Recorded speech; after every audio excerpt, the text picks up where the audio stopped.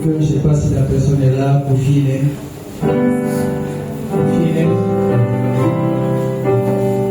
Pour filer, elle est là. Ok, on peut s'asseoir.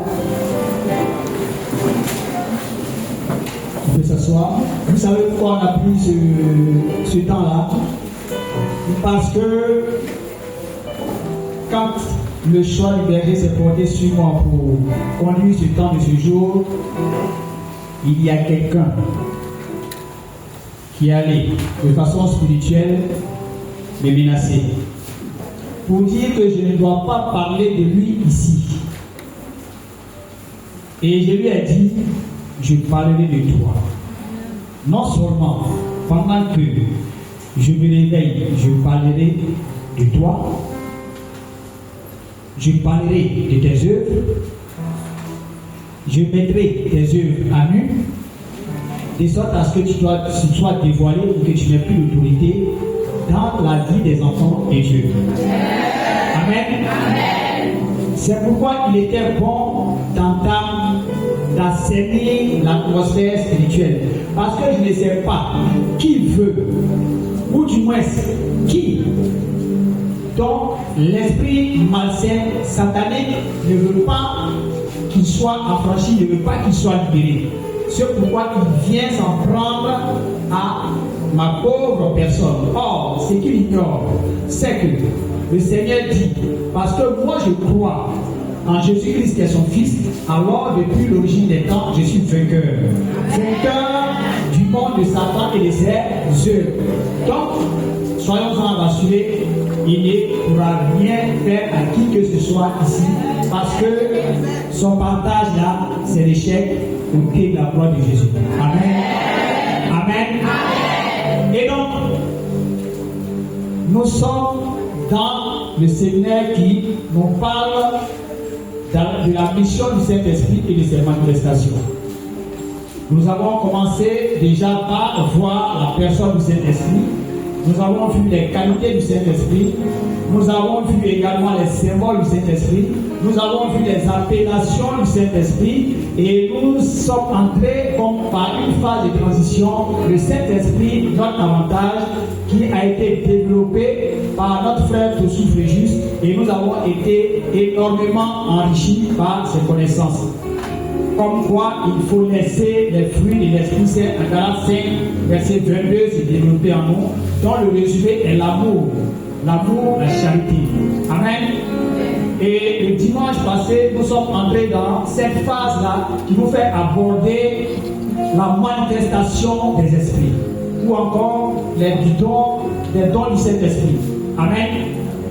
Amen. Amen. Et notre frère tout aussi dans ces livres nous a entretenu, nous avons encore été émerveillés.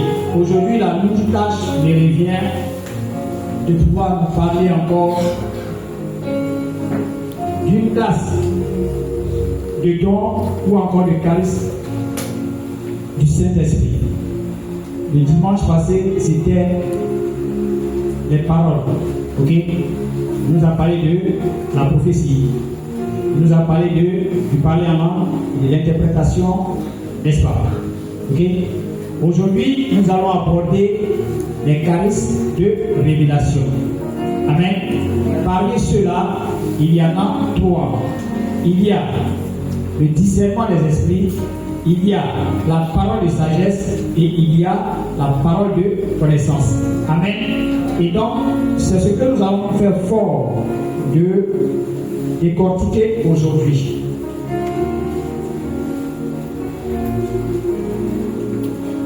Alors, donc, c'est un enseignement, même si je suis debout, c'est un enseignement. Okay? Donc, je vais vous donner le plan à suivre pour qu'on puisse aller ensemble. Bon, c'était le grand, c'était un rappel. J'ai déjà fait le rappel. Ok?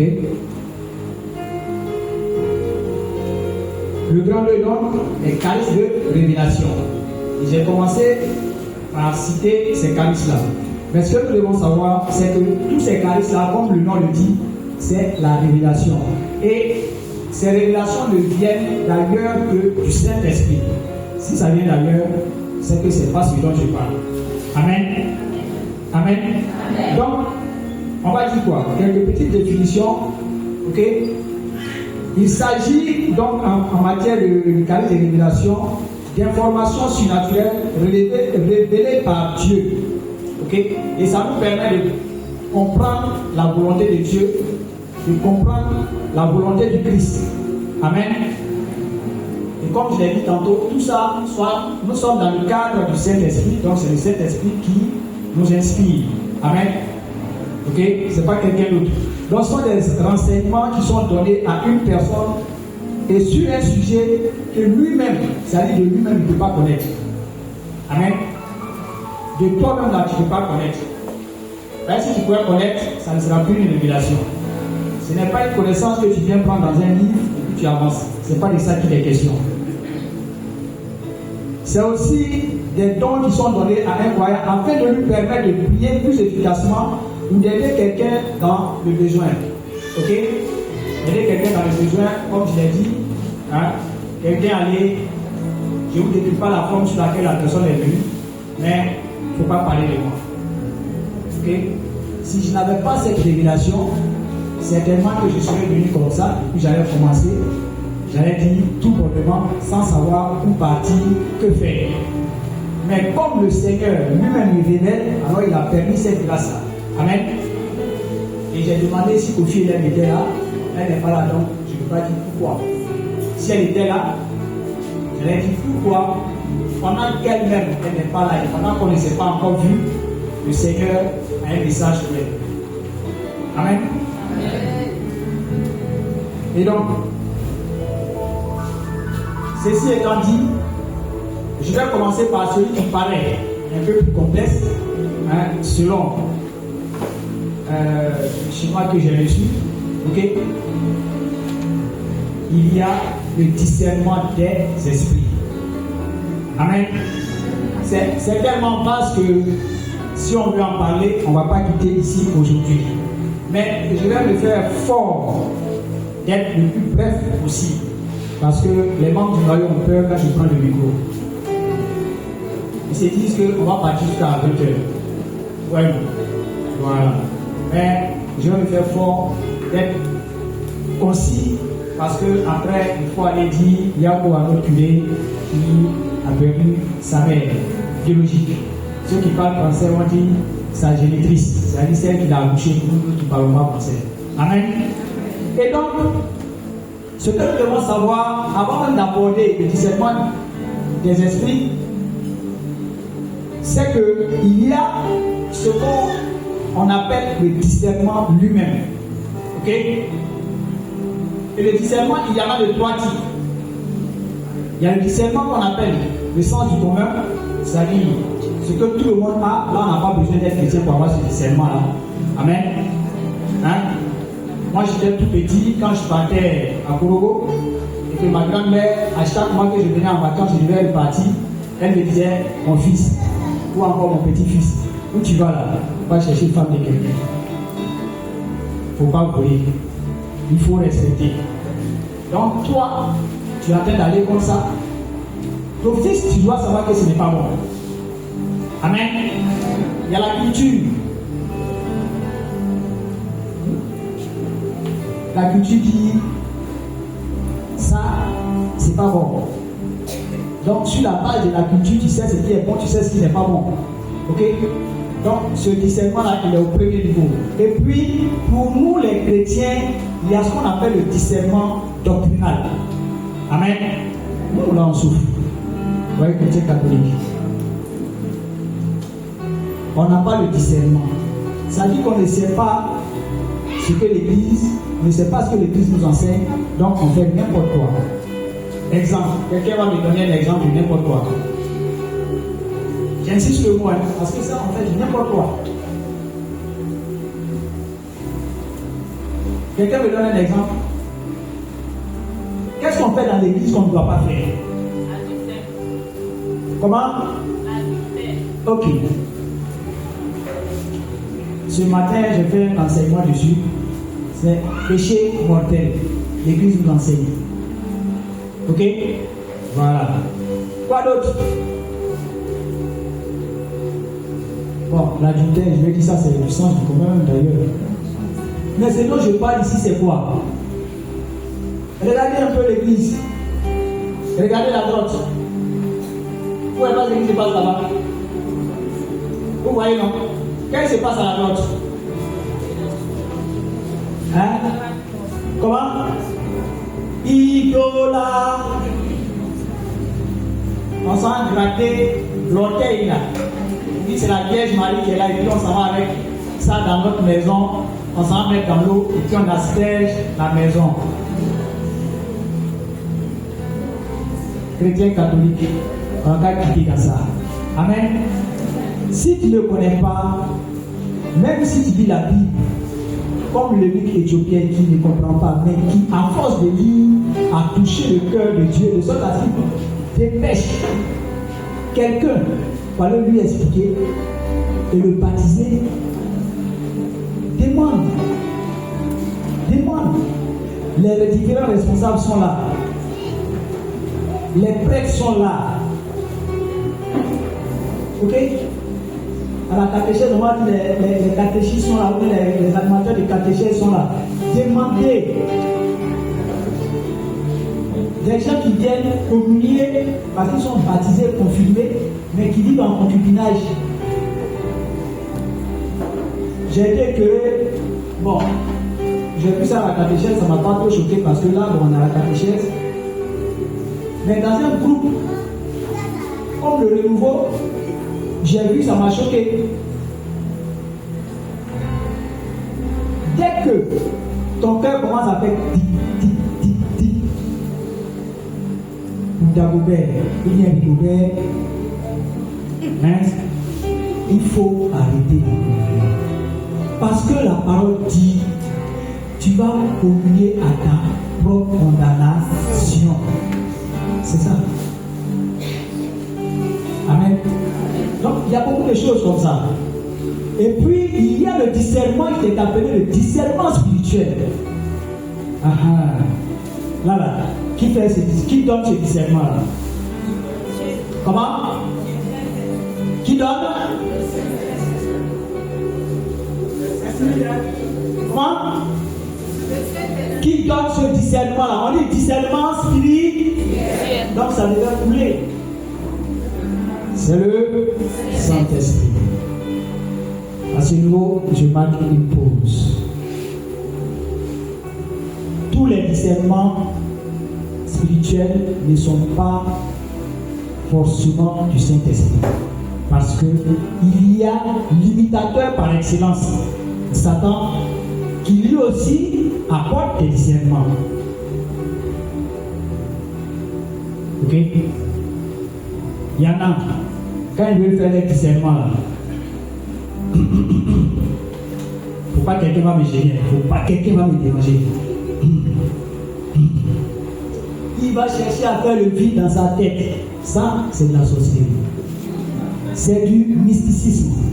On appelle ça de l'occultisme. Il y a des gens qui vont faire des rites, des rituels pour pouvoir développer cela en eux.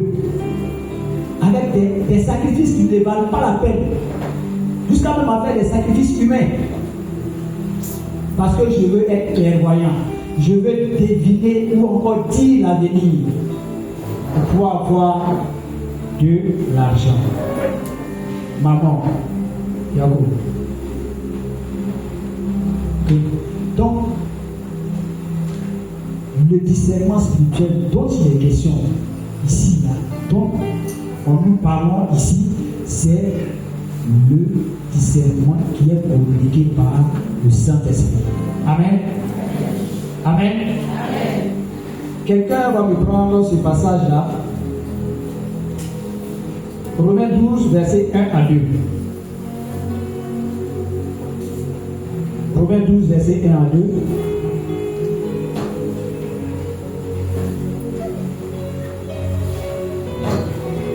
Romains 12, versets 1 à 2. Frères et sœurs chrétiens, Dieu est plein de bonté pour nous. Alors, je vous demande ceci. Offrez-lui votre personne et votre vie. C'est le sacrifice réservé à Dieu et qui lui plaît. Voilà le vrai culte que vous devez lui rendre. Ne suivez pas les coutumes du monde où nous vivons, mais laissez Dieu vous transformer en vous donnant une intelligence nouvelle. Ainsi, vous pouvez savoir ce qu'il veut dire, ce qui est bon, ce qui lui plaît, ce qui est parfait. Parole du Seigneur notre Dieu. Quelqu'un a compris? Je reprends. Je vous exhorte donc, frères, au nom de la miséricorde de Dieu, à vous offrir vous-même en sacrifice vivant, saint et agréable à Dieu. Ce sera là votre but spirituel. Ne vous conformez pas au monde présent, mais soyez transformés par le renouvellement de votre intelligence pour discerner quelle est la volonté de Dieu. Se laisser transformer par le renouvellement de notre intelligence. Celui qui fait ça, c'est le Saint-Esprit. Amen. Et donc c'est en ce moment que toi, tu pourras discerner quelle est la volonté de Dieu ou être attentif à la voix de Dieu, savoir écouter la voix de Dieu, savoir que la voix que j'entends ou ce que je vois ou ce que le songe que j'ai fait, celui qui m'a parlé, c'est Dieu par son esprit ou c'est pas lui. Et donc en ce moment-là, ce qui est bien, tu sauras. Ce qui lui est agréable, tu sauras. Ce qui lui plaît, tu sauras. Amen. Donc, à ce niveau-là, on sait que on peut maintenant parler du discernement des esprits. Amen. On sait c'est quoi le discernement, sous toutes ses formes. Le discernement des esprits maintenant.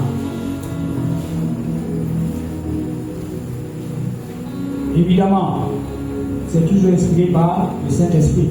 Amen. Ok. Et donc, ce que le discernement des esprits nous permet de faire, c'est de démasquer, ok, les fausses manifestations de l'esprit, des esprits sataniques. Ok. Ça c'est un. Quelqu'un va prendre 1 Corinthiens 14, verset 29. Et puis on va lire 1 Corinthiens 14, verset 29.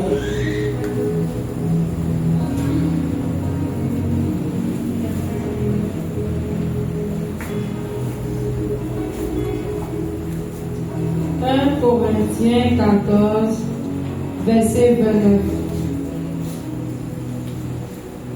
2 ou 3 peuvent parler au nom de Dieu. Les autres doivent examiner ce qu'ils disent. Mais si Dieu donne un message à quelqu'un d'autre, celui qui est en train de parler doit se taire. Parole du Seigneur notre Dieu. Nous rendons grâce à Dieu. C'est bon? On a compris quelque chose? Dans notre assemblée, ok? Si 2 personnes sont en train de parler, qu'est-ce qu'on doit faire?